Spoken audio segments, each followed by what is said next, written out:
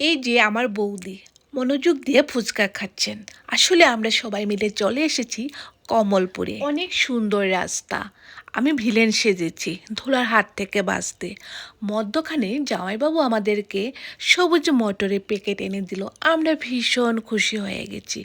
গল্প করতে করতে কখন বেয়াইয়ের বাড়িতে চলে আসলাম বুঝতেই পারিনি। সবাই হাতে হাতে ছিল তত্ত্ব। বেয়াই মশাই আমাদেরকে উষ্ণ অভ্যর্থনা করেছিলেন। কমলপুরে বেয়াইয়ের বাড়িতে পৌঁছে আমরা বাজনার তালে তালে হাতের জিনিসগুলো নিয়েই নেচেছি। কারণ আজ আমাদের নাতির অন্নপ্রাশন, যে আমার দিদির মেয়ে তার ছেলের অন্নপ্রাশন। সব দাদুরা সুন্দর করে বসে নাতিকে খাওয়াচ্ছে, আর আমরা যারা আছি সবাই আমরা দর্শক মণ্ডলী। আমাদের দাদুভাই জীবনের প্রথম ভাত খেলো, অনেক উপহার পেল, অনেক খুশি দাদুভাই। আর তার থেকে বেশি খুশি আমরা যারা দিদিমা, ঠাম্মা, দাদু আছি আমরা।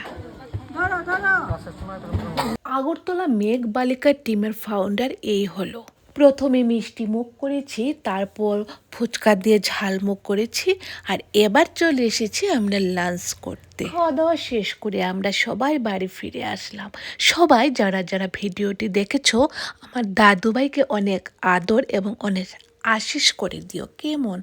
ভালো থাকবে সবাই। বাই।